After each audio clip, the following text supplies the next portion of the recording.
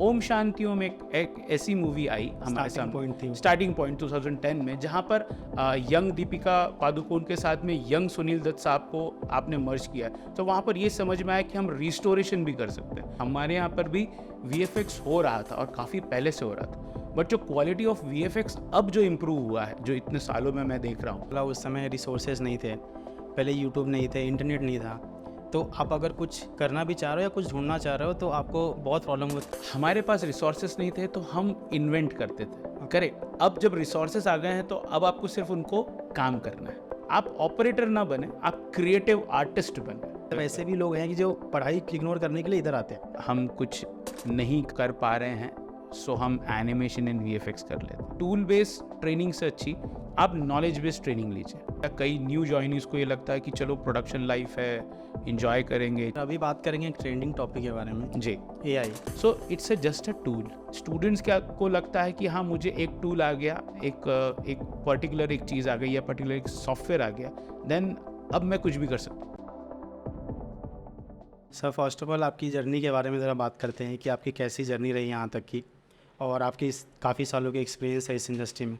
Okay, सो अगर मैं अपनी जर्नी के बारे में बताऊं तो यस, बाय डिफ़ॉल्ट बचपन से एक ड्रीम था कि मुझे डॉक्टर बनना है। सो घर वालों को भी सपोर्ट था, और जब मैं सिलेक्ट हो गया, मैंने अपना एक पूरा जो ड्रीम मैं बोल सकता हूँ उसमें एंट्री कर रहा था।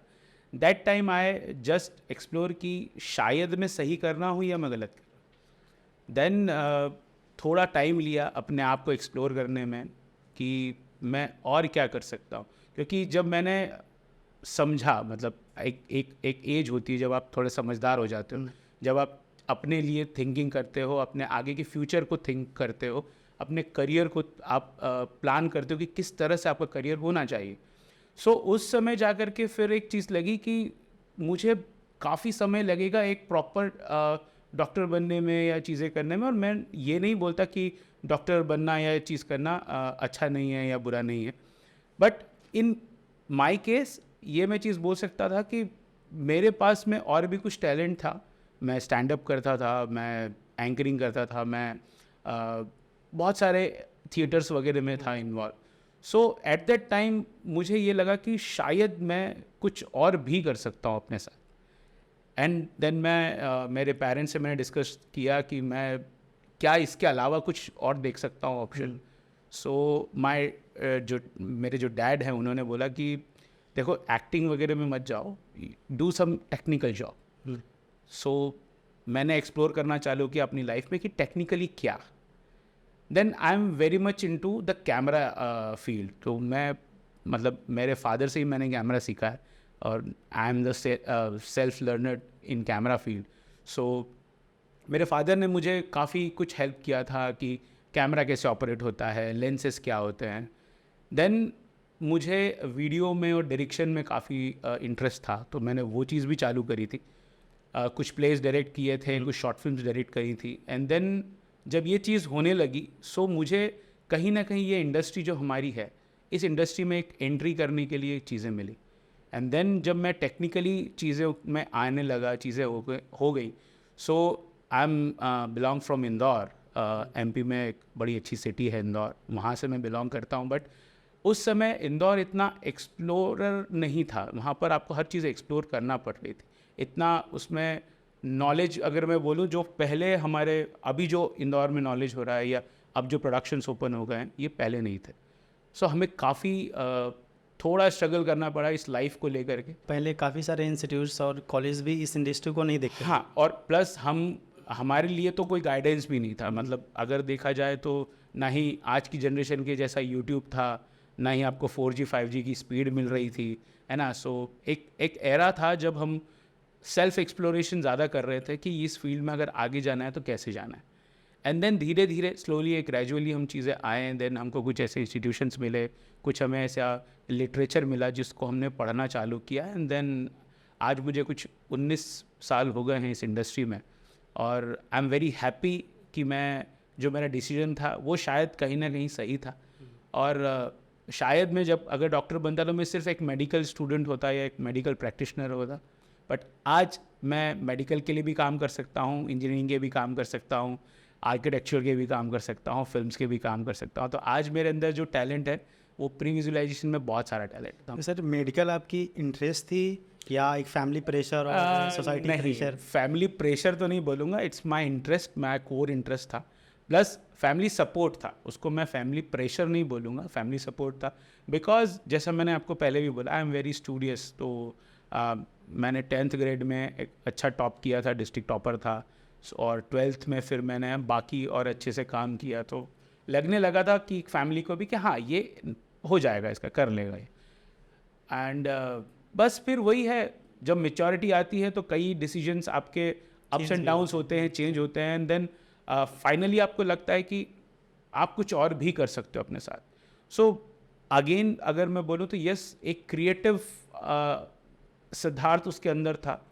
तो जो क्रिएटिव सिद्धार्थ ने लॉजिकल सिद्धार्थ को थोड़ा सप्रेस किया, एंड देन क्रिएटिव सिद्धार्थ बाहर आया और हमने फिर काम करना चालू किया। तो अब मेरे पास में लॉजिकल भी चीज़ें हैं और क्रिएटिव चीज़ें भी हैं, तो अब मैं दोनों के साथ काम। फैमिली प्रेशर और सोसाइटी प्रेशर मैंने इसलिए बोला क्योंकि हमारे इधर क्या होता है ना कि अगर आप स्टूडेंट हो और आप पढ़ रहे हो तो उनके पास 3-4 ही रास्ते होते हैं जी फर्स्ट ये होता है कि आप मेडिकल में जाओगे, जी आप इंजीनियरिंग में जाओगे, या और आप किसी गवर्नमेंट सेक्टर में जाओगे बिल्कुल। और IAS IPS की प्रिपरेशन करोगे। बिल्कुल यही सारे ऑप्शंस होते हैं और इसके अलावा माँ बाप कुछ सोचने भी नहीं देते। वो जो सोसाइटी में रहे हैं उन सोसाइटी के अकॉर्डिंग वो भी करेक्ट है। उनको लगता है कि यही चीज़ें हैं जो आगे ग्रोथ हो सकती है। बिल्कुल, ये बड़ा अच्छा एक क्वेश्चन है। मतलब मैं ऑडियंस और हमारे जो पेरेंट्स हैं उनके लिए बोलना चाहूँगा कि देखिए, हमारे जो क्रिएटर हैं उन्होंने हम सबको एक क्रिएटिव थॉट दिया है। सबके साथ में एक क्रिएटिविटी का एक एक्सपेक्ट होता है ना। बट क्या होता है कि जब आप उसको एनहेंस ही नहीं कर पा रहे हो या आप उस चीज़ को देख ही नहीं पा रहे हो, तब जा कर के आपकी चीज़ें मिसमैच होना चालू होती है। और कई बच्चे पीयर प्रेशर में आकर के बहुत सारी चीज़ें ऑप्ट करते हैं। वो क्रिएटिव हैं बट वो क्रिएटिव नहीं हो पा रहे हैं because of family. But again ये क्वेश्चन में अगर मैं बोलूँ, जब मैंने अपनी चीज़ें स्टार्ट करी थी तो मेरे फैमिली को ये चीज़ें फिर भी समझ में आ गई थी। बट जो मेरे और फैमिली मेम्बर्स थे, मेरे अंकल आंटी या मेरे फ्रेंड्स थे, देन उस समय तो ये इतना मतलब बोल सकते हैं इतना लाइमलाइट में नहीं थी ये फील्ड। तो सब लोग को यही बोलते थे कि एनिमेशन कर मतलब तुम कार्टून बनाते हो। So they just connected with cartoons कि अब तुमको सिर्फ कार्टून बनाना आता है। बट ये नहीं पता था कि कार्टून सिर्फ एक टर्म है या एक फील्ड है। हम फिल्म्स के लिए काम कर रहे हैं, हम प्री विजुअलाइजेशंस में काम कर रहे हैं, ये उन्हें नहीं पता था। देन जब स्लोली ग्रेजुअली मैंने काम किया और मैंने काम दिखाया, तब जाकर के उनको पता चला कि ये फील्ड बहुत वास्ट है। हम जो भी काम करते हैं, मतलब इन जनरल अगर हम लोग कोई भी स्टडीज़ कर रहे हैं, उसमें अगर हम लोग आगे चल के देखें तो हमारे पास 4 या 5 ऑप्शन होते हैं, ज़्यादा 10 ऑप्शन है ना। मतलब कोई भी इंडस्ट्री की अगर मैं बात करता हूँ, जैसा आपने अभी मुझे 2-3 चीज़ें बोली कि या तो मेडिकल कर ले तो उसमें हमारे बॉडी के लिए या तो आप MD बनोगे या आप MS करोगे, और उसमें भी आपके पास स्पेसिफिक डिज़ाइन है या स्पेसिफिक एक एरिया है जिसके अंदर आप काम करते हो। बट हमारी इंडस्ट्री में एक ये चीज़ ऐसी है कि जहाँ पर आपके पास में आप जो भी नया क्रिएटिव चीज़ आ रही है या जो भी नई टेक्नोलॉजी आ रही है, अब उस टेक्नोलॉजी में काम कर सकते हो। उस टेक्नोलॉजी में आप कुछ ना कुछ एक्सप्लोर कर सकते हो। हमारे समय पे हम ऐसा नहीं बोलते थे कि सिर्फ मूवी ही बन रही है, VFX से ही हो रहा है या 3D एलिमेंट ही ऐड हो रहा है। बट आज की टाइम में अगर हम देखें तो इंडस्ट्री बहुत वास्ट, उसका एक इवोल्यूशन हुआ और आज इंडस्ट्री कहीं और भी आ गई है। मतलब एक समय पे जो हम लोग सिर्फ फिल्मों में देखा करते थे कि ऐसा कुछ होगा या आगे चल के फ्यूचर में ऐसा कुछ होगा, वो आज एक्चुअल है। मतलब आज भी हमारे पास में रोबोटिक्स में भी बहुत अच्छा काम हुआ है, जो हम लोग टर्मिनेटर सीरीज़ में देख चुके हैं कि हाँ भाई साइबोर्ग जैसा कुछ होगा। और आज अगर देखें तो कहीं ना कहीं ऐसे मेटा ह्यूमंस या ऐसे रोबोटिक ह्यूमंस आ गए हैं जो काम कर रहे हैं। मतलब काफ़ी डेवलप हुई इंडस्ट्री। अभी की जो मूवी आ रही है RR देख लो आप, जी जवान देख लो, ये सब जो मूवीज़ आ रही है वो VFX अगर आप देखोगे कि VFX बहुत वास्ट हो गई है बिल्कुल। और टेक्नोलॉजी भी उतनी वास्ट हो गई है। मतलब यही चीज़ है कि अगर हम एक बॉलीवुड को देखें या चीज़ें देखें तो यस, हमारे यहाँ पर भी VFX हो रहा था और काफ़ी पहले से हो रहा था। बट जो क्वालिटी ऑफ VFX अब जो इम्प्रूव हुआ है, जो इतने सालों में मैं देख रहा हूँ, क्योंकि हमने तो वही चीज़ भी देखी थी जब बहुत सिंपल सा VFX होता था।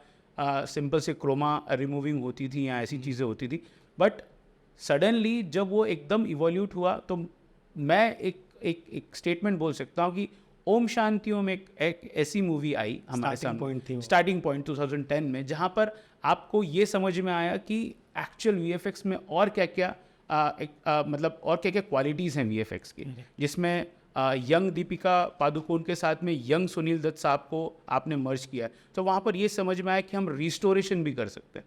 पुरानी फिल्म को हमने रिस्टोर किया, नई फिल्म का शूट हुआ और दोनों को मर्ज किया, और दोनों एक ही लगते हैं कि ये उसी समय शूट हुआ होगा। सो ये जो टेक्नोलॉजी आने लगी, देन फिर उसके बाद रोटोमेशन आया, रावण में ही रेड चिलीज़ ने एक और अच्छा काम किया। सो कई ऐसे प्रोडक्शंस थे जो डे बाय डे इम्प्रूव कर रहे थे और डे बाय डे नई टेक्नोलॉजी को अडेप्ट कर रहे थे। तो वो जो अडेप्टेशन हो रहा है ये बहुत अच्छी चीज़ है अभी। और अभी के आर्टिस्ट के लिए यही चीज़ मैं बोलूँगा कि जितना हमने सीखा है, जो सेल्फ स्टडीज़ में हमने सीखा या सेल्फ एक्सप्लोर किया, आजकल उसके लिए बहुत अच्छी चीज़ें हैं आपके पास में। मेंटोरिंग उतनी अच्छी हो रही है आजकल, उतना काम हो रहा है, उतना डेडिकेशन है, तो वो चीज़ और अच्छे से आ रही है। फिर से आपकी जर्नी पे आते हैं। जैसे आपने बोला उस समय रिसोर्सेज नहीं थे, पहले यूट्यूब नहीं थे, इंटरनेट नहीं था, तो आप अगर कुछ करना भी चाह रहे हो या कुछ ढूंढना चाह रहे हो तो आपको बहुत प्रॉब्लम होती है उस चीज़ को, क्योंकि पहले क्या है ना, आप सब बुक्स थे या कोई पहले से ऐसे लोग हैं जिससे आप उनसे आइडिया ले सकते हो, पहले ये सब चीज़ें नहीं थी। तो आपको क्या क्या प्रॉब्लम फेस करनी पड़ी, क्योंकि उस समय क्या होता था कि आप कुछ भी सीखना चाह रहे हो ना, तो नहीं कुछ है, आपके पास कुछ रास्ता नहीं दिखता है। जी, तो आपने कैसे उसको टैकल किया? ओके। सो जैसा आप पूछ रहे हैं, एक्चुअली एक ये चीज़ थी कि पहले का टाइम और अभी के टाइम में मैं एक चीज़ बता सकता हूँ जो मुझे थोड़ा सा कहीं ना कहीं खटकता है। हमारे पास रिसोर्सेस नहीं थे तो हम इन्वेंट करते थे, करेक्ट। अब जब रिसोर्सेस आ गए हैं तो अब आपको सिर्फ उनको काम करना है। सो ये एक टाइम जो है वो कम लगता है अभी। एक हमारा टाइम था जब हम एक्सप्लोर करते थे। अब एक्सप्लोरेशन में क्या होता है ना, जब आप किसी भी एक टॉपिक पे एक्सप्लोर करते हो तो आप उसके कुछ वेरिएशंस निकालते हो कि ऐसा नहीं तो ऐसा कर सकते हैं, ऐसा नहीं तो ऐसा कर सकते हैं। क्योंकि हमारे पास में एक और चीज़ भी थी कि हमारे पास बजट नहीं होता था। जैसे आजकल हमारे पास में है कि बहुत सारी चीज़ें होती हैं कि जब आप ये नहीं तो चलो इससे हो जाएगा, है ना। आपके पास में ऑप्शंस है, टेक्निक के भी ऑप्शंस है, बट हमारे टाइम पे ऑप्शन तो टेक्निक ही नहीं थी, तो ऑप्शंस की तो बात ही नहीं हो सकती। तो जब हम काम करते थे तो हम खुद से निकालते थे कि अच्छा, जैसे मुझे याद है मैं एक प्रोजेक्ट कर रहा था एंड देन मुझे एक बेबी हैं, उनको हार्नेस पहनाना था। ओके। बिकॉज हमको एक शॉट, और सिंगल शॉट था, ऐसा कोई हमको बहुत बड़ा शॉट नहीं लगाना था, कुछ नहीं था, बट हमको क्रेन की यूज़ था कि वो हवा में रहे and then just slow down नीचे आए। तो ये हमारा शॉट, ये हमारा कंसेप्ट था। अब जब हम हार्नेस पूछने गए, सो इंदौर सिटी में किसी को हार्नेस नाम ही नहीं पता था कि क्या होता है। एंड देन हम स्टक हो गए कि अब ये शॉट लेंगे कैसे, क्योंकि अगर हम उसको गोद में उठा करके नीचे लाते हैं देन हम रोटो करना पड़ेगा, क्लीन अप करना पड़ेगा, पैच आएगा, बहुत कुछ हो चीज़ होगी। Then I design a harness. Okay. हाँ। और मैंने फिर जो बोल सकते हैं उनके लिए बेल्ट वगैरह हम लोगों ने परचेस किया। हम एक टेलर के पास गए, हमने उसको सिलवाया कि इस तरह का हमको एक केज बना के चाहिए जो हमारे उसके हाइट हेल्थ के हिसाब से आए। एंड देन एडजस्टमेंट करने के लिए उसमें कुछ बकल्स वगैरह लगाए। हाँ जी। सो वो फिर हमने पहनाया, उसके ऊपर उसको फ्रॉक पहनाया। एंड देन हमने, अब क्रेन तो ला नहीं सकते, तो क्रेन कहाँ से लाएंगे। Then we used a wall mount जो हमारे सीलिंग फैन के लिए होता है। And then we design a carrier with some pulleys and all, wire and pulleys. And then हमने उसको हुकअप किया और पूरा वहाँ से फिर पीछे से खींच करके हमने उसको नीचे डाला है। But we do not compromise with our shots. आजकल क्या होता है ना कि स्टूडेंट्स या कई फिल्म मेकर्स होते हैं या वो चीज़ होती है, वो क्या बोल देते हैं, अरे ऐसा नहीं हो रहा है ना, इसको अपन थोड़ा पोस्ट में कर लेंगे। अरे पोस्ट में कर तो लोगे, जो लाइव है वो तो लाइव होगा ना। सो कहीं ना कहीं ये एक छोटा सा है। इसीलिए शायद आपने जैसा बोला कि आप कैसे अभी तक सस्टेन कर रहे हैं या इस इंडस्ट्री, क्योंकि हमने वो चीज़ बनाई थी, हमने वो चीज़ देखी है। तो आज जब हम कभी सेट पे होते हैं या VFX सुपरविजन में होते हैं, सो हमें थॉट को टाइम नहीं लगता किसी भी चीज़ को प्रिपेयर करने में कि ये कैसे होगा, ये शॉट कैसे होगा और इजीली कैसे होगा, जिसमें टाइम भी कम लगता है, एफर्ट भी कम लगते हैं, क्योंकि अब हमारे पास चीज़ें हैं, पहले हमारे पास चीज़ें नहीं होती थी और हमारे पास में ऑप्शंस उस समय भी थे, ऑप्शन आज हम लोग भी निकाल लेते हैं कि चलो ये इससे नहीं हो सकता है तो इन चीज़ों से हम लोग कर सकते हैं। तो ये वाला एक प्रोसेस है। एक अच्छा लर्निंग है स्टूडेंट के लिए जिसके पास जी। बजट नहीं है और हाँ। मूवी बनाना चाह रहे हैं, तो वो अपने टेक्निक को यूज़ करके जी उस तरह से प्लान करके वो शॉट निकाल सकते हैं बिल्कुल। विदाउट उतना एक्सपेंसेस किए हुए। बिल्कुल, क्योंकि रीज़न क्या होता है ना, मैं आपको एक बहुत सिंपल सी चीज़ बताऊं, जब हम काम किया करते थे सो अगेन हम जितना हमें घर से जो हमारी पॉकेट मनी मिलती थी हम उसमें से सेव करके ही हमारे प्रोजेक्ट्स करते थे, हम एक्स्ट्रा कहीं नहीं लेते थे। हाँ, उस समय एक चीज़ अच्छी हो गई थी कि मेरी एक जॉब लग गई थी, तो yes I am the earning person in my group, और तो मैं कुछ कंट्रीब्यूट करता था, कुछ चीज़ें लाता था, तो ऐसे हम लोगों ने काम किया और बहुत अच्छा काम हुआ और हमको सेल्फ सेटिस्फेक्शन मिलता था कि ये हमने किया है। करेक्ट। क्योंकि जब हम इवन जो मेरा फर्स्ट प्रोजेक्ट था एज अ VFX, जिसमें एक्चुअली मुझे भी नहीं पता था VFX का कि VFX होगा कैसे, बट हमने ये एक चीज़ कर ली थी हमारे पूरे ग्रुप ने कि नहीं हमें एक VFX शॉर्ट फिल्म करनी है। सो जब हम क्रोमा लेने गए या क्रोमा के बारे में हमने पूछा तो हमें किसी का गाइडेंस नहीं मिला। देन फाइनली हम लोगों ने एक क्लॉथ का पूरा जो रिम होता है वो पूरा रिम खरीदा, टेलर के पास गए, उसको अलग अलग साइज़ में कटवा करके and then we pasted with our hands. तो हमने एक पूरी वॉल पे क्रोमा लगाया जो फ्लोर तक था, क्योंकि ऐसा कोई आज अगर आप जाएं तो आपको फटक से किसी भी फ़ोटो स्टूडियो की जो शॉप होती है जहाँ पर फ़ोटो का सामान मिलता है, वहाँ से आप बोल दो कि भाई मुझे 8x12 का क्रोमा चाहिए, तो आपको ऐसा निकाल करके दे देता है ना। हमारे पास में ऐसा कुछ नहीं था। एंड देन हमने वो शॉट किया, हमने उसका ट्रायल किया, फिर ट्रायल करने के बाद फाइनल कैमरा मंगाया, लाइट्स मंगाई, देन उसका शॉट लिया एंड देन वो फिल्म काफ़ी मतलब अवार्ड्स में गई, चीज़ें हुई। तो हमें सेल्फ सेटिस्फेक्शन आज आया है कि हमने उस समय भी एज ए स्टूडेंट भी हमने बहुत अच्छा कुछ काम किया था। मतलब स्टूडेंट मीन्स हम सीख रहे थे, हम चीज़ें सीखते सीखते ही हम लोगों ने काम किया। तो सेल्फ लर्निंग एक बहुत अच्छा एक्सरसाइज है, एक बहुत अच्छी चीज़ है जो आपको करनी चाहिए। और हमारे स्टूडेंट्स को भी, जो मैं हमारे ये शो देखने वाले हैं, उन्हें भी मैं ये बोलूँगा कि ये सेल्फ एक्सप्लोरेशन आपके लाइफ में डे बाय डे होना चाहिए। टीचर्स ने आपको, मेंटर्स ने आपको पढ़ाया है, बट जब तक आप खुद से एक नया कुछ क्रिएट करेंगे या खुद के थॉट्स के ऊपर जब तक काम नहीं करेंगे, जब तक आप उतना सक्सीड नहीं हो सकते जो चीज़ होनी चाहिए। सो सिंपल सी चीज़ है कि आप ऑपरेटर ना बने, आप क्रिएटिव आर्टिस्ट बने। सो बेसिकली क्रिएटिव आर्टिस्ट जो है वो ही एक चीज़ अच्छी होती। अगर आप ऑपरेटर बन के रह जाएंगे तो आपको फिर एक नॉर्मल बैंकिंग में काम करने वाला या एक कोई भी नॉर्मल जॉब करने वाले में और आप में कोई फ़र्क नहीं होगा। ये चीज़ आपने जब स्टूडेंट थे, आप अपना कोर्स ख़त्म करने के बाद जब एक्चुअली VFX स्टूडियोज़ में गए और प्रोडक्शन पे काम किया, तो क्या डिफरेंस थी? क्योंकि बहुत सारे स्टूडेंट ऐसे भी है कि जो बाहर से देख करके कि ये कंपनी अच्छी होती है, मूवी में काम करने को मिलेगा, नाम आएगा, इस ये सोच के भी बट इंटरेस्ट नहीं होता, बट फिर भी आते हैं। और जब एक्चुअली में जब वो प्रोडक्शन में और स्टूडियोज़ में काम करते हैं तो उनको कुछ सिनेरियो कुछ अलग रखता है और इसके कारण से वो फ्रस्ट्रेट हो जाते हैं और चीज़ें उनके लिए कॉम्प्लिकेटेड हो जाती है। स्टूडेंट को, जो नए स्टूडेंट आने वाले हैं, उनके लिए भी कुछ आप बताइए कि वो लोग कैसे इस इंडस्ट्री में आने के लिए प्रिपरेशन कर सकते हैं। जी। सो बेसिकली अगर मैं एक इस कॉन्टेक्स्ट की बात करूं तो काफ़ी जनरली मैं भी काफ़ी स्टूडेंट्स के साथ में हूँ कनेक्टेड, और मैंने काफ़ी प्रोडक्शन में भी ट्रेनिंग किया है, उनको भी सिखाया है, चीज़ें करी हैं।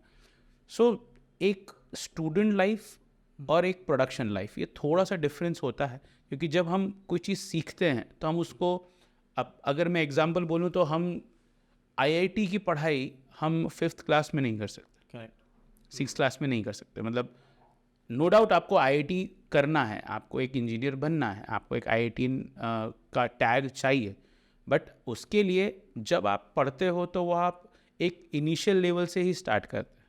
करेक्ट, मैथ आपका जो रहेगा वो एक नॉर्मल जो आपके मैथ हैं, प्रॉब्लम है, या फिजिक्स है आपका जो नॉर्मल फिजिक्स है, वहीं से फंडामेंटल क्लियर। तो एक्चुअली जो ये इंस्टीट्यूशंस हैं, ये जो चीज़ें, ये आपके वो फंडामेंटल्स क्लियर करते हैं। मतलब सिंपल सी, अगर हम लोग उसको एक सिंपल लैंग्वेज में बोलें या सिंपल एग्जांपल में बोलें, दैट इज़ ABCD जो हम लोग स्कूल में पढ़ते हैं, वैसा रहता है कि आपने ABCD पढ़ा, देन आपने सेंटेंस फॉर्मेशन पढ़ा, चीज़ें करी, देन आप स्पीच जब देंगे या आप ग्रामरली अगर आप किसी चीज़ को बाद में देने वाले हैं तो वो आपका बात का प्रोफेशन है, करेक्ट। सो यहाँ तक स्टूडेंट्स को लगता है कि हाँ ये इजी है, चीज़ें हैं, हम कर सकते हैं, बट जब वो उस एनवायरनमेंट में जाते हैं तो वो थोड़ा सा बोल सकते हैं उनको थोड़ा सा इन्फीरिटी कॉम्प्लेक्स होता है, जैसे मेरे साथ भी हुआ था। मैंने कुछ लोगों से बात की है जो एक्चुअली इस इंडस्ट्री में काम भी कर रहे हैं, बट उनसे पूछो कि मतलब आप इंडस्ट्री में आए कैसे, तो उनका मतलब आंसर क्या होता है कि पढ़ाई में मन नहीं लगती थी, वहाँ पे इंटरेस्ट नहीं था, तो मतलब मैं ये इंडस्ट्री अच्छा लगा तो मैं यहाँ आ गया। मतलब ऐसे भी लोग हैं कि जो पढ़ाई इग्नोर करने के लिए इधर आते हैं। जी। सो देखिए, मैं एक बहुत सिंपल सी चीज़ इसमें बोलना चाहूँगा कि काफ़ी लोग मेरे से भी ऐसे टकराए हैं या चीज़ें कि हम कुछ नहीं कर पा रहे हैं, सो हम एनिमेशन इन वीएफएक्स कर लेते हैं। सो नो डाउट ऐसा ये कोई कंपल्शन नहीं है कि अगर आप कुछ नहीं कर पा रहे तो ये करना है। लोगों को जो आपने फर्स्ट जो चीज़ बोली कि उनको थोड़ा सा ऐसा लगता है कि भाई इसमें फिल्म्स में काम करने मिलेगा, हमारा नाम आएगा, चीज़ें होंगी, बट कहीं ना कहीं ये चीज़ थोड़ी सी आपकी क्रिएटिव फॉर्म पे आती है। और जैसे मैंने आपको पहले भी बोला कि हमको क्रिएटिव बनाया है, बट हमारे ऊपर वो जो एक धूल है या जो बोल सकते हैं वो क्रिएटिविटी की ज़रूरत है, वो क्रिएटिविटी की ज़रूरत आपको यहाँ से मिलना चालू होगी। लेकिन उसमें सबसे पहले अगर आप इस फील्ड में आ रहे हो सो अपने आप को एज अ आर्टिस्ट समझना चालू करो। ये मैं हर जगह बोलता हूँ कि आप पहले आर्टिस्ट बनिए, देन जब अगर आप आर्टिस्ट बनेंगे तो आप आगे की चीज़ें कर पाएंगे। स्टूडेंट्स क्या को लगता है कि हाँ मुझे एक टूल आ गया, एक पर्टिकुलर एक चीज़ आ गई या पर्टिकुलर एक सॉफ्टवेयर आ गया, देन अब मैं कुछ भी कर सकता हूँ। नहीं, ऐसा नहीं होता है। हर एक सॉफ्टवेयर, हर एक टूल कहीं ना कहीं कनेक्टेड है, और आप टूल बेस्ड ट्रेनिंग से अच्छी आप नॉलेज बेस्ड ट्रेनिंग लीजिए, तो वो भी आगे के लिए आपके लिए चीज़ें रहेंगी। आज हमारे इंडस्ट्री में जैसे आपने पूछा, जब हम भी एंटर किए तो काफ़ी उसमें टर्मिनोलॉजीज़ होती हैं या काफ़ी आपके डिपार्टमेंट्स होते हैं। सो आपको यही पता नहीं लगता कि अभी मैं कौन से डिपार्टमेंट में हिट करूं या मैं कौन से डिपार्टमेंट में जाऊं। कई लोगों के तो ये भी आता है कि किस में पैसा ज़्यादा है, ठीक है। सो देखिए, अगर आप ये चीज़ ऐसे प्लान कर रहे हो कि इसमें मुझे पैसा ऐसा मिल जाएगा या बहुत अच्छा कुछ मिल जाएगा, सब चीज़ स्लोली एंड ग्रेजुअली ही होती है। हर आप कोई भी जॉब करें, आप एक बैंक जॉब करें, आप एक डेस्क जॉब करें, आप एक जैसा आपने बोला था कि हमारे पास में अगर एक गवर्नमेंट जॉब करें तो भी स्लोली एंड ग्रेजुअली ही आपकी सैलरी बढ़ेगी। ऐसा नहीं कि आपको एकदम से, हाँ, या तो फिर आप उतने टैलेंटेड हैं कि आपकी सैलरी तुरंत उसके ऊपर आ जाएगी। होता है ऐसा, कई लोग क्लर्क से लगते हैं, कई लोग डायरेक्टली ऑफिसर लगते हैं। तो ऑफिसर लगेंगे तो उनकी सैलरी, क्योंकि उनका नॉलेज वैसा है, उनके रिज्यूम्स में वो सब चीज़ें हैं, करेक्ट। लेकिन अगर आपको ऐसा लग रहा है कि मुझे एक स्लोली अगर जाना है, आप एक साथ सीढ़ी नहीं चढ़ सकते, आपको स्टेप बाय स्टेप ही चढ़नी।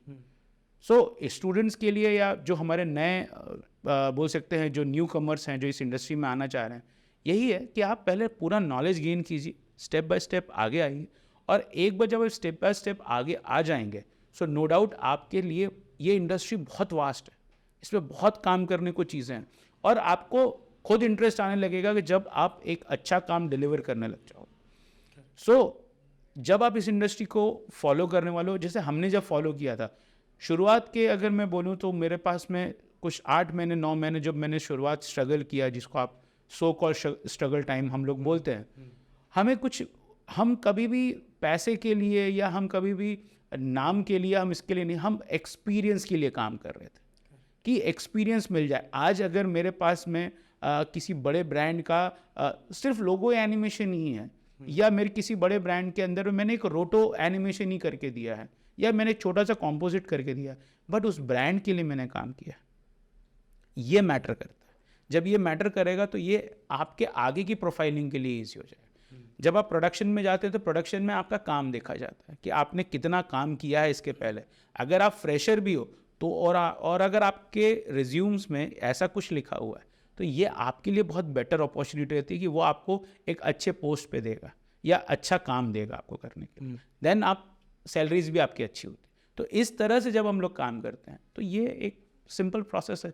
हमारे समय पे थोड़ा सा टाइम लगता था क्योंकि उस समय इतने प्रोडक्शंस नहीं थे, इतनी चीज़ें नहीं थी, इतनी टेक्नोलॉजी नहीं थी। अगर हम लोग आज बोलते तो उस समय सिर्फ एक ये चीज़ होती थी कि टेलीविज़न इंडस्ट्री है और सिर्फ हमारी फिल्म इंडस्ट्री है, मेजरली इतना होता था। कुछ गेम इंडस्ट्रीज़ होती थी, तो ऐसे कुछ कुछ चीज़ें ही थी। बट आज के डेट में अगर हम देखें तो ढेर सारे स्पोर्ट्स चैनल हैं, ढेर सारे टीवी चैनल हैं, ढेर सारी फिल्म्स बन रही हैं। उसके अलावा अब हमारे पास में एक ओटीटी प्लेटफॉर्म आ गया है, जो कंटेंट वाइज अगर देखें तो वो फिल्म के बराबर ही इक्विवेलेंट ही कंटेंट बना रहा है। मतलब आपको वहाँ पर भी वीएफएक्स आर्टिस्ट चाहिए, वहाँ पर भी 3D आर्टिस्ट चाहिए। आपके पास में आर्टिस्ट अब एक्स्ट्रा आर्टिस्ट लग रहे हैं जो पहले कम होते थे। तो अब जितना आर्टिस्ट, अगर आपका कंटेंट बड़ा है तो आपके आर्टिस्ट के लिए पोस्ट भी बड़ी है।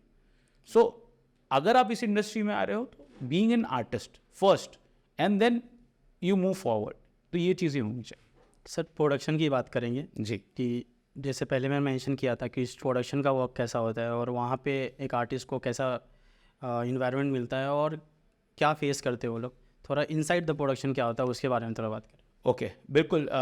मतलब अब मैं आपके इस क्वेश्चन को पहले वाले क्वेश्चन के साथ ही कनेक्ट करता हूँ कि कई स्टूडेंट्स को या कई न्यू जॉइनीज़ को ये लगता है कि चलो प्रोडक्शन लाइफ है, इंजॉय करेंगे, ये चीज़ होगा।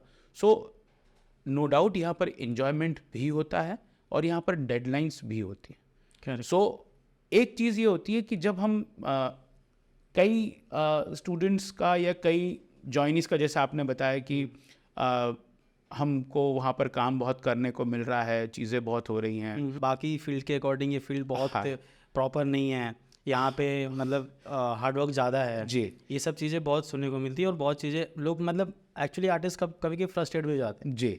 सो अगेन मैं इस चीज़ में एक चीज़ बोलूँगा कि देखिए हार्डवर्क हर फील्ड में होता है। जैसा मैं अपने बचपन से देखता आ रहा हूँ, मेरे फादर बैंकर थे। सो वो भी हमें आकर के अपने बैंकिंग के किस्से सुनाते थे कि आज ऐसा हुआ, ये चीज़ हुई। आज हमको, और अब वो टेक्नोलॉजी आ गई कि अब सब कुछ सेंट्रलाइज हो गया, कंप्यूटराइज हो गया, बट एक टाइम पे ये नहीं था, सब मैनुअली होता था।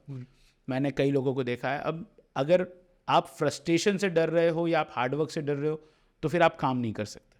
ये मेरा एक सिंपल सा एक्सपीरियंस है। जस्ट एन एग्जांपल अगर मैं आपको बोलूँ, आप एक शॉप में जाते हैं और आपने बोला है कि मुझे क्लोथिंग शर्टिंग देखना है या कुछ शर्ट्स दिखाना है, या आपने कपड़े ही लेने गए हैं, एंड देन वो आपको कपड़े दिखाना चालू करता है 5, 10, 15, 20, एंड देन आप आकर के बोल देते हैं नहीं यार तुम्हारा जब नहीं रहा है, and then you walk away, correct. And then वो बंदा वापस से उनको घड़ी करता है, उनको वापस पॉली बैग में रखता है, एंड देन वापस रखने जाता है, इतने में एक और बंदा आता है। जब वो पूरे 25 शर्ट को पैक कर चुका है, 5 बचे हैं, देन एक और आता है, वो फिर से वापस निकालता है और वो भी उससे कुछ लेता नहीं, ऐसे चला जाता। और अगर इस वर्क में उसको सिर्फ निकालना इसमें कितना फ्रस्ट्रेशन होता हो, बट कभी भी वो आपको ये चीज़ नहीं बोलता। इवन कई लोग तो चिल्ला देते हैं यार शक्ल देख के तो कपड़े दिखाओ, तुम क्या दिखा रहे हो, करेक्ट। तो वो आपको हंस के बोलता है सर आप क्या लेंगे, कॉफ़ी लेंगे, चाय लेंगे, तो वो आपके मूड को भी डाइल्यूट करता है। सेम चीज़ हमारी फील्ड में, आपको हो सकता है रीडू के काम बार बार आ रहे हैं, हो सकता है आप वो चीज़ नहीं समझ पा रहे हो। आप अपने अपलिंग से पूछिए कि सर ये थोड़ा सा मुझे बता देंगे ना तो मैं अपनी चीज़ें अच्छे से कर पाऊँगा, तो वो आपको गाइड करेंगे। होता है जब भी हम कोई शॉर्ट्स करते हैं और सुपरवाइज़र आते हैं और वो देखते हैं, बोलते हैं यार अच्छा नहीं लग रहा है, ठीक है, बट क्या होता है कि अच्छा नहीं लग रहा है, बट जो करेक्शंस आता है, जो करेक्शन फिर हम करते हैं, तो उसमें हमको सीखने को मिलता है कि अरे ये चीज़ भी कर सकते थे, ये भी ऑप्शन था, बट मेरे माइंड में नहीं आया। अब आपको इसमें आपका कलीग है, आपके साथ में जो बैठे हैं, या आपका कोई एक सुपरवाइज़र है, या आपका टीम लीडर है, वो आकर के बोलेगा बेटा ऐसा नहीं, ऐसे ऐसे कर लो, जैसा हम लोग करते हैं। आज भी अगर हम लोग किसी को गाइड करते हैं तो हम थॉट प्रोसेस में, मेरे पास ऐसा भी हुआ है कि मेरे पास डायरेक्ट कॉल आया है कि सर यहाँ अटक गया हूँ, अब क्या करूँ, मैं प्रोडक्शन में नहीं हूँ, बट अगर अटका है, उसको आगे अपने अपलिंग से बात करने में डर लग रहा है, ये चीज़ें हो रही हैं, तो देन ही कॉल्ड मी और शी कॉल्ड मी कि सर ये यहाँ तक आ गया, अब अटक गया, अब क्या करना चाहिए। मैं आपको एक फ्रेम का ग्रैब भेजता हूँ या भेजती हूँ, आप एक बार चेक करो, देन वी डिस्कस कि ऐसा नहीं ऐसा कर लो। सो ये एक हेल्प होती है, और हमारी इंडस्ट्री बहुत वास्ट, और यहाँ पर एक चीज़ बहुत अच्छा है कि नेचर बहुत अच्छा है, हेल्पिंग हैंड्स बहुत मिलते हैं। हाँ, अब हो सकता है 100 में से 1 या 2 आपको ऐसे मिले हैं जो शायद आपसे रूडली बात कर रहे हैं चीज़ें, लेकिन वो सब जगह हर जगह पे है। वो हर जगह पे, कहीं वो भी जाओ, किसी भी फील्ड में करेक्ट, वो है ना? कहीं भी 1-2 आपको ऐसे सब मिलेंगे जो उंगलियां toxic बराबर नहीं होंगे और होती। आपको, हाँ, correct। तो वो चीज़ है। सो ये एक मिक्स एंड मैच है, लेकिन अगर आप इस इंडस्ट्री में आना चाह रहे हो, चीज़ें करना चाह रहे हो, सो मन बना के आओ कि हाँ मुझे काम करना है, और ये इंडस्ट्री आपको बहुत कुछ सिखाएगी।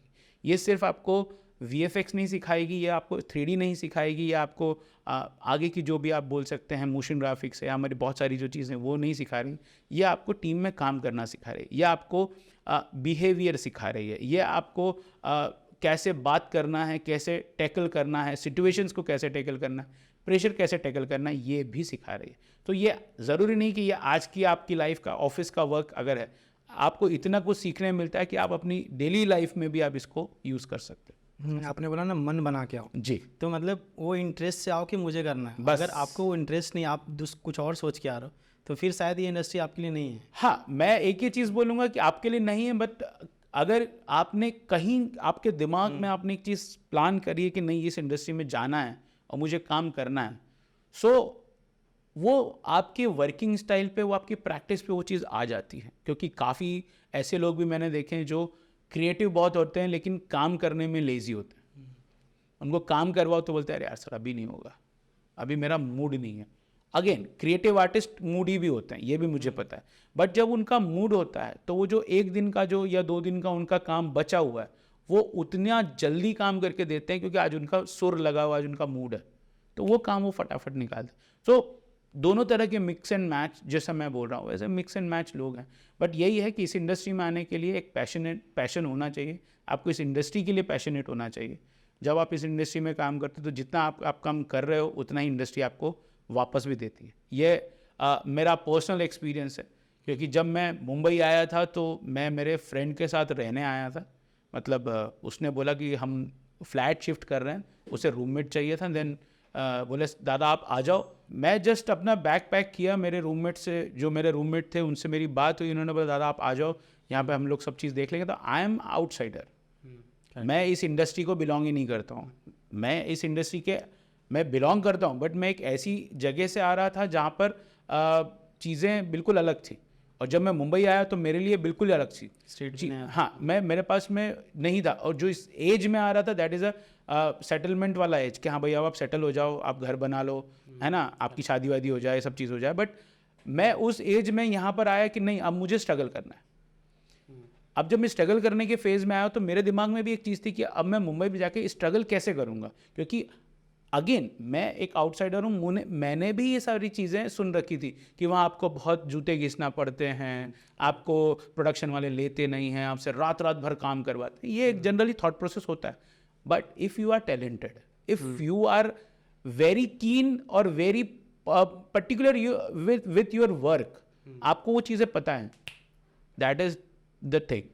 मैं जब आया मुझे फटाफट एक जॉब मिली, एंड माय रूममेट जो है उन्होंने भी एक ये चीज़ बोली, दादा इतना आपको मिल गया फर्स्ट जॉब में, जो भी मेरा एक एक्स सैलरी था, तो उसको ये पता नहीं चला कि ये एकदम से ऐसा कोप अप कर लेगा इस इंडस्ट्री में आकर के। एंड मेरा फर्स्ट इंटरव्यू जो था वो कम से कम कुछ 12 से 13 घंटे चला था, ज़्यादा चला था, सॉरी 12 से 13 घंटे भी नहीं, ज़्यादा चला था। मैं दिन में 1 बजे 12 बजे कुछ बैठा था, एंड मॉर्निंग 6 o'clock में, सेकेंड डे मॉर्निंग 6 o'clock में घर गया था। बट ऐसा क्या हुआ था? ऐसा ये हुआ था कि आई डोंट नो, मैं इस इंडस्ट्री में नया था, मैं यहाँ का प्रोडक्शन कल्चर नहीं जानता था या जो भी चीज़ थी, उन्होंने मुझे 6 शॉट दिए कि ये कॉम करना है। कि वो टेस्ट था, और मैं वही बोल रहा हूँ, उन्होंने मुझे 6 शॉट दिए कि ये कॉम करना है, okay, and I combed all the 6 shots. मैंने पूरे 6 शॉट जो थे वो पूरे कॉम किए, और वो कॉम करते करते मुझे मॉर्निंग हो गई, एंड देन मैं घर गया, 2 घंटे में वापस तैयार होकर वापस ऑफिस आ गया। सो वहाँ के क्रिएटिव डायरेक्टर को लगा कि ये घर ही नहीं गया है, तो वो बोले तुम घर गए थे? मैंने बोला हाँ मैं गया था घर। तो वापस, तो मैंने कहा हाँ सर मैं गया, बस फटाफट सारा फ्रेशन अप होकर के और मैं वापस आ गया। तो बोले जो शॉर्ट्स दिए थे, मैंने कहा सर सारे कंप्लीट हो गए। एट दैट पॉइंट उन्होंने बोला ठीक है यू आर इन, जबकि उसी के साथ में 2 लोग और भी मेरे साथ काम कर रहे थे। मुझे नहीं पता कि उनको भी एज अ मतलब उनको भी एज ए एम्प्लॉय रखने वाले हैं या चीज़ें करने वाले हैं। सो ये प्रोडक्शन है। अगर आपका टैलेंट है, आप में टैलेंट है, तुरंत ही चीज़ आपकी निकल करके आती है। और उसी समय मुझे काफ़ी कनेक्ट मिले, उसी समय मैंने कुछ अच्छे टीवी शोज़ के लिए काम करके दिया, चीज़ें करके दी, एंड वो मेरा फ्रीलांस था। So with in a month, with in a 2 month मैं इस काम में था। तब मेरे लिए एक सेल्फ कॉन्फिडेंस आया कि मैं यहाँ पर सर्वाइव कर सकता। सर आपने बार बार एक वर्ड यूज़ किया, क्रिएटिविटी। जी। तो जब मैं आया था तो सब बात करते थे यार क्रिएटिविटी होनी चाहिए अगर इस फील्ड में तुमको सर्वाइव करना है तो मैं एक्चुअली बहुत डर गया था कि क्रिएटिविटी होती क्या है, वो मेरे अंदर है कि नहीं है। सर थे एक, उनसे मैंने बात करी कि सर ये क्रिएटिविटी के बारे में बताओ कि मतलब वो मेरे अंदर है कि नहीं है। तो मैं उस चीज़ के लेकर बहुत डर गया था। बट मैंने ये रियलाइज़ किया कि धीरे धीरे जब आप काम करते हो तो आपको पता नहीं चलता, वो ऑटोमेटिक आपके काम के थ्रू निकलता है। बिल्कुल। सो बेसिकली ये जो क्रिएटिविटी शब्द है ना, ये काफ़ी ऐसा शब्द है जो लोगों के लिए जाना पहचाना भी है और अनजाना भी है। जैसे आपने अभी अगर चीज़ें बोले कि आप उस चीज़ को नहीं समझ पा रहे, मैंने फर्स्ट भी स्टेटमेंट दिया कि ये होता सब में है, बट आपको उसको एक्सप्लोर करने की देर होती है।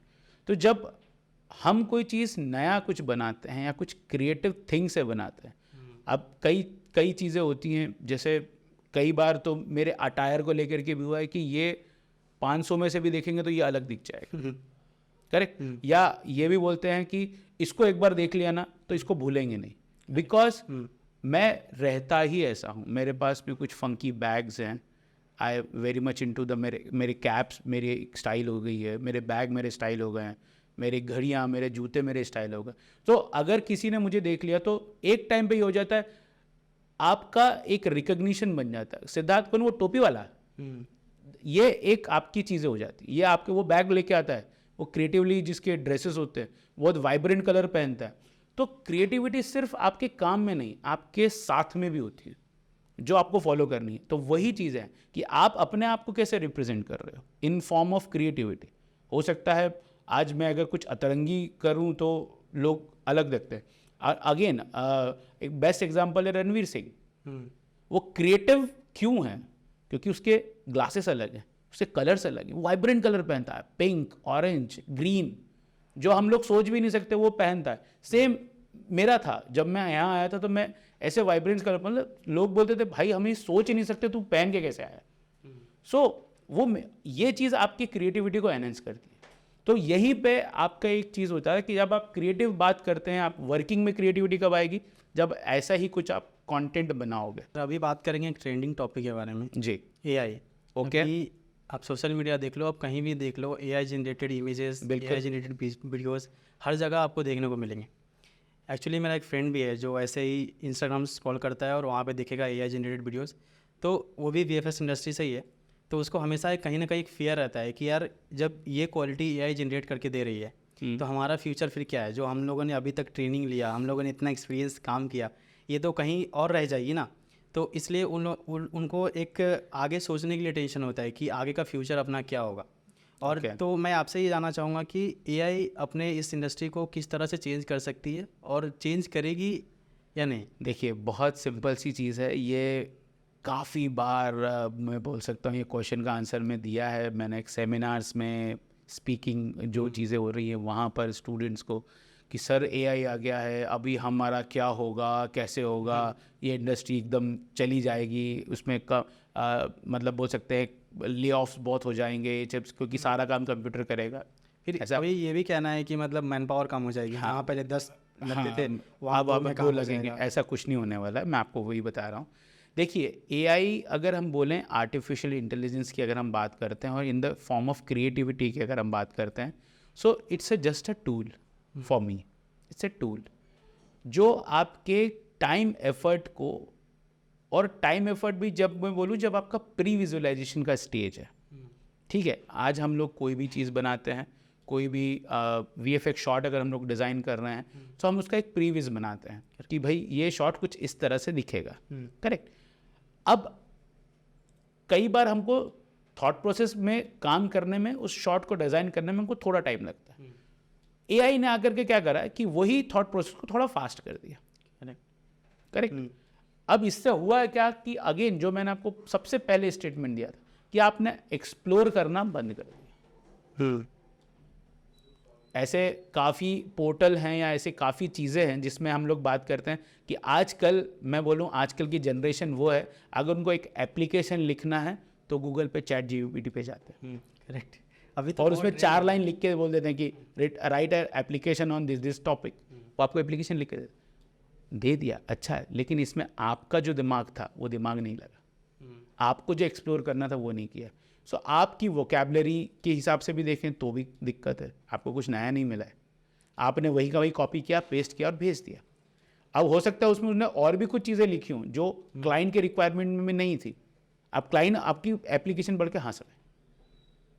सेम चीज़ अगर हम हमारे क्रिएटिव थॉट्स की बात करें, अभी हमको क्लाइंट ने एक चीज़ बोली, हमने उसके ऊपर एक आर्टवर्क बना दिया जो एआई से जनरेटेड है, जैसे आपके फ्रेंड ने बोला कि वो बड़ा फैसिनेट कर रहा है उनको एआई। अगर उनको किसी क्लाइंट ने एक सीन दिया कि इसका एक प्रीवियस बना दीजिए, एंड देन उन्होंने एआई के थ्रू एक प्रीवियस बनाया और क्लाइंट को दिखाया, और क्लाइंट ने ये आकर के बोल दिया कि बॉस इसका ना बैकग्राउंड में जो चीज़ें हैं वो आप थोड़ा सा ये हटा दीजिए, कुछ नया बैकग्राउंड ट्राई कर। मैं आपको बोल सकता हूँ कि वो अगर सेकेंड टाइम उस एआई पे जाकर के सेम प्रॉम्प्ट भी लिखेंगे ना, आपको वो आउटपुट नहीं आएगा जो उन्होंने पहले दिया। नहीं आएगी, आएगा ही नहीं, क्योंकि उसमें उन्होंने कुछ चीज़ें ऐड कर दी हैं। ऐड करने पे वो पूरी चीज़ बना देता, पूरी चीज़ इरेज करता है, एक नया एआई बना के देगा। डिसरप्टिव है वो, अभी जो चीज़ हो रहा है वो हो रहा है उसके अंदर में। अभी उसमें इतना फाइनलाइजेशन नहीं हुआ। इसके पहले अगर मैं बोलता हूँ कि थोड़े दिन कुछ सालों पहले AR एंड VR आया था, तब भी लोग ने बोला था कि अब तो ये आ गया, अब तो टेलीविज़न बंद हो जाएंगे, कंप्यूटर बंद हो जाएंगे, ऐसा हो जाएगा। अभी सीखना चालू किया था। हाँ, 2 फिल्टर बनाए थे मैंने। फिल्टर अब मैं देखिए, अब आपने फिल्टर बनाया, अब एक टाइम पे बूम आया स्नैपचैट का और इसका, लेकिन अब वो जा करके अब वो नॉर्मलाइज हो गए। सो कहीं ना कहीं देखिए, इसको मैं इसी टॉपिक को अगर मैं बोलूँ तो इसको मैं ऐसा बोल सकता हूँ कि अगर AI यहाँ है तो हम यहाँ हैं, जब AI यहाँ आएगा तो हम ऑलरेडी यहाँ हो चुके हैं। सो AI बनाने वाले ही हम हैं। आपको प्रॉम्प्टर तो लगेगा, जो उसकी प्रॉम्प्ट्स लिख रहा है, जो उसके टास्क लिख रहा है, वो कौन लिख रहा है? वो आप या मेरे जैसे ही लोग लिख रहे हैं, हमारे ऑडियंस जैसे लोग लिख रहे हैं। आइडिया आपकी होगी, वो जनरेट करके दे रहा है। जब तक आपके अंदर से आइडिया नहीं है, वो आइडिया वो क्रिएट नहीं कर सकता। मैं जो आप बताओगे उसके बेस पे वो रिजल्ट देगा। बिल्कुल, अभी अगर बोले तो मेरे बड़े अच्छे मित्र हैं, उन्होंने एक बड़ी अच्छी चीज़ बताई। बोले कि हम जनरली ऐसे हेल्दी डिस्कशंस हम लोग करते हैं, सो उन्होंने एक ही चीज़ बोली कि बॉस ये जो AI है, आपको क्या लगता है ये कब आया था? तो मैंने बोला हाँ यार, अभी कुछ समय आया है। तो बोले सर आप गलत हो। बोले AI हम लोग 90 जो हमारा P1 P2 के जो कंप्यूटर होते थे या हम जब से कर रहे हैं। मैंने बोला है बात कर। तो मेरे भी यही रिएक्शन था। मैंने बोला इतना पुराना AI? तो actually he is from commerce background but now is in our field, तो वो अभी हमारे साथ में है।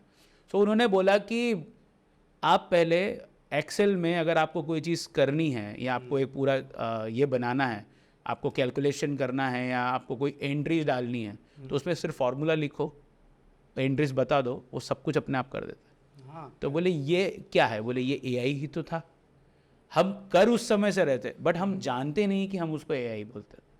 अब उसको एक नाम दे दिया है, आर्टिफिशियल इंटेलिजेंस, दैट्स इट। तो अगेन हम जितना ग्रो किए हैं और हम ही हैं। अभी AI को भी अगर मैं बोलूँ तो मैंने काफ़ी ऐसे आर्टवर्क देखे हैं जिसमें आपने पुराने एक्टर्स को आपने वापस उनका कैरेक्टराइजेशन कर दिया, बट कहीं ना कहीं वो लुक लाइक हैं बट वो एग्जैक्ट नहीं दिख रहे। करेक्ट, वो कहीं ना कहीं दिख जाता है कि हाँ, AI है। बिकॉज AI सिर्फ इतना कर रहा है कि वो एक एल्गोरिदम को पढ़ता है, इस पूरे यूनिवर्स में जितना इंटरनेट है वहाँ से उनके रेफरेंसेस लेता है, उसको मर्ज करता है और आपको एक कैरेक्टर बना के देता, दैट्स इट।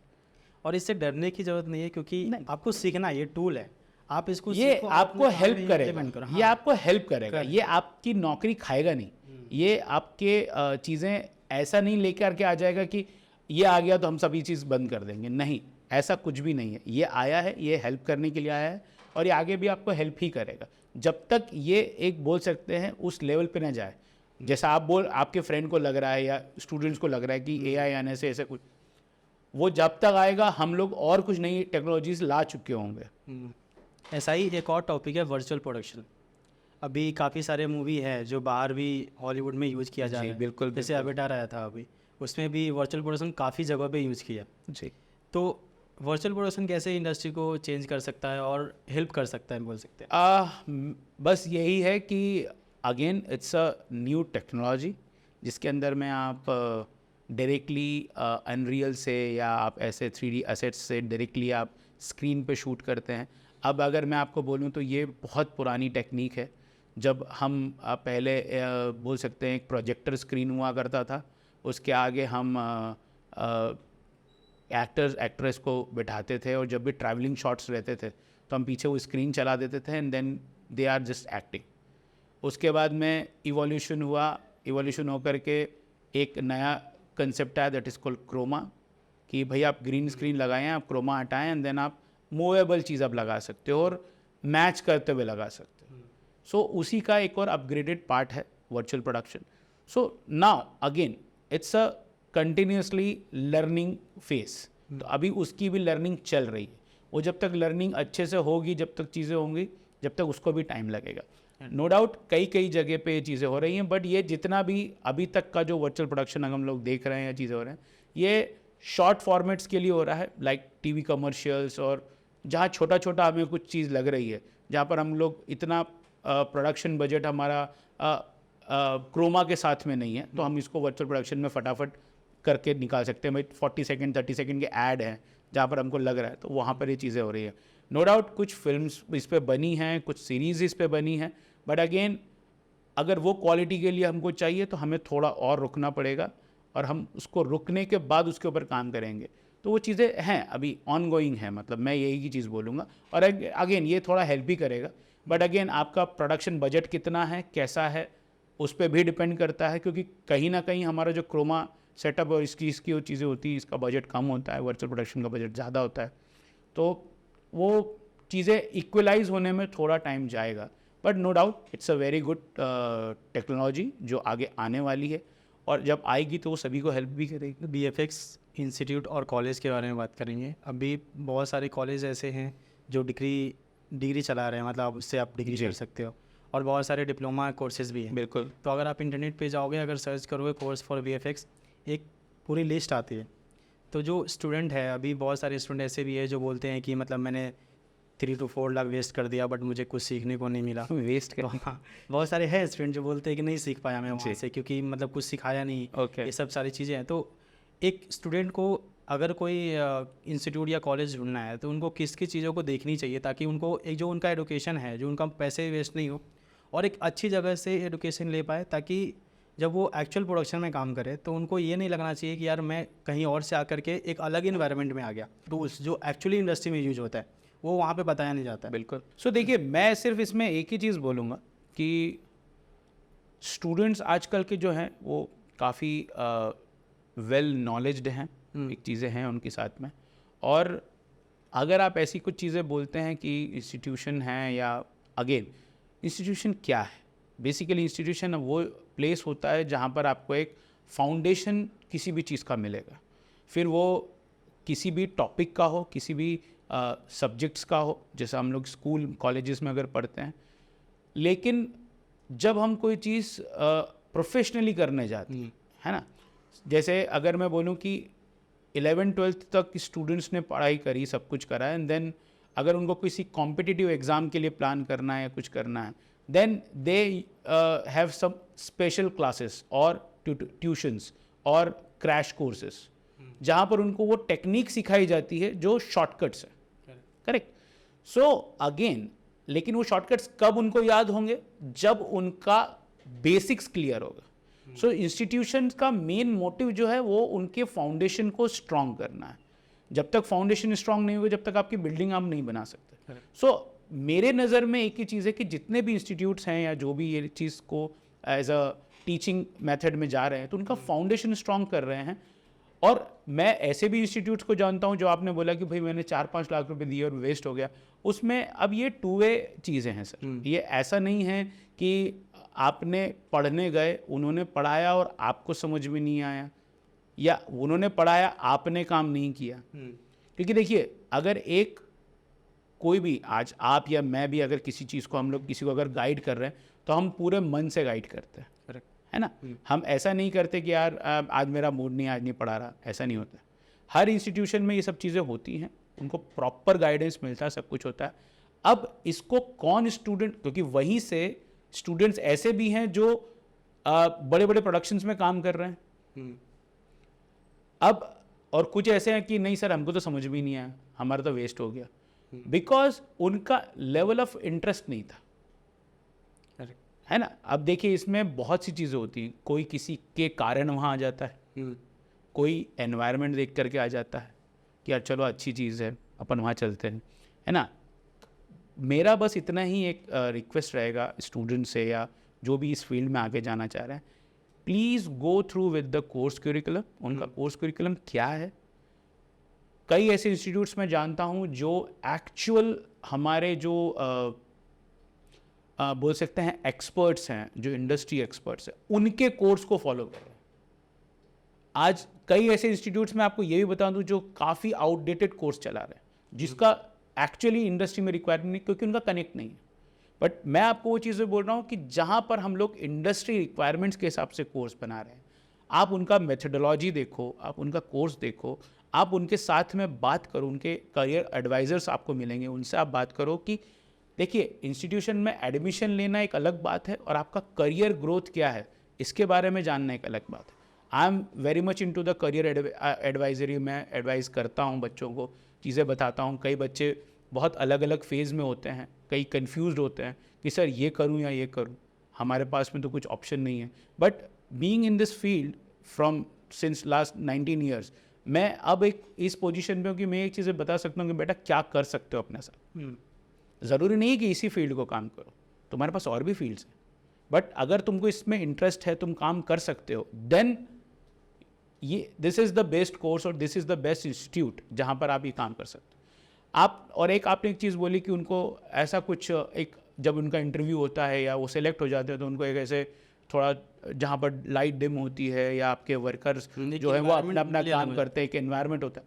सो अगेन मैं आपको बता रहा हूँ ऐसे भी इंस्टीट्यूट्स हैं जो आपको ये वाली हैंड्स ऑन ट्रेनिंग भी देते हैं, जो आपको एक एनवायरनमेंट बना करके देंगे ताकि आपको यहाँ से जाने के बाद, बाहर जाने के बाद आपको ये ना लगे कि जो मैं क्लास में करता था वैसे ही काम करना। कई ऐसे इंस्टीट्यूट्स हैं जो बहुत अच्छे सेमिनार्स ऑर्गेनाइज करवाते हैं, इंडस्ट्री एक्सपर्ट्स को बुलाते हैं, वो अपने इंसाइट्स बताते हैं, वो अपने प्रोजेक्ट्स के बारे में बताते हैं कि हमें इस प्रोजेक्ट को करने में क्या चैलेंज आया था, तो बच्चा वहाँ से सीखता है। सो जब ये सब चीज़ें एक बोल सकते हैं ना, एक स्टूडेंट के अंदर में ग्रो होती है या उसके अंदर में ये इनकॉर्पोरेट कराई जाती है उसकी डे टू डे लाइफ के अंदर में, तो वो बहुत अच्छा सीखता है। और बहुत अच्छा, जितना एक्सपेक्टेशन एक इंस्टीट्यूट का एक स्टूडेंट को होता है कि भाई ये मुझे अच्छा सिखाए, उतना ही एक इंस्टीट्यूशन को एक बच्चे से एक एक्सपेक्टेशन होती है कि ये बहुत अच्छा काम करे। क्योंकि जब तक वो काम नहीं करेगा, क्योंकि इंटरव्यू उसे देना है, इंस्टीट्यूशन का काम होता है सिर्फ वहाँ तक उसको पहुँचाना, उसका आगे का बिल्कुल उसको इंटरेस्ट होना चाहिए, उसको वहाँ पर जा कर के कैसे फाइट करना है, कैसे इंटरव्यू देना है। कई इंस्टीट्यूट तो मैं बोलता हूँ सर आपको ये तक भी सिखाते हैं कि how to behave, how to present, how to talk with the interviewer. आप इंटरव्यूअर से बात कैसे करोगे, आप अपना रील जो आपने पोर्टफोलियो जो बनाया उसको आप प्रेजेंट कैसे करोगे। कई ऐसे इंस्टीट्यूशन में मैंने देखा है, कई ऐसे मैं स्टूडेंट से मिला हूँ जिन्होंने कॉम्पिंग करने गए हैं लेकिन उन्होंने पासेस लगाए हैं, टेंडर किए हैं, पासेस कॉम किए हैं, बट दे डोंट नो कि पास क्यों लगाया जाता है यार।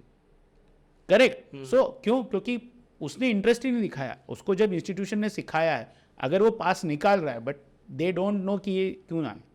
बट काफ़ी ऐसे स्टूडेंट्स हैं जो उनको पूरी थियरी पता है कि अगर मैं कोई चीज़ कॉम कर रहा हूँ 3D के अंदर में तो ये पासेस कैसे हैं और उनका मोटिव क्या है लगाने का, ये क्यों लगाए जा रहे हैं, अगर ट्रैकिंग कर रहा हूँ तो कितने पॉइंट्स लगने चाहिए, ये सब कुछ बताया जाता है। क्योंकि मैं कनेक्टेड हूँ इंस्टीट्यूट से, मैं जाता भी हूँ, मैंने कोचिंग किया है, मैं कोच हूँ, एज ए VFX कोच हूँ।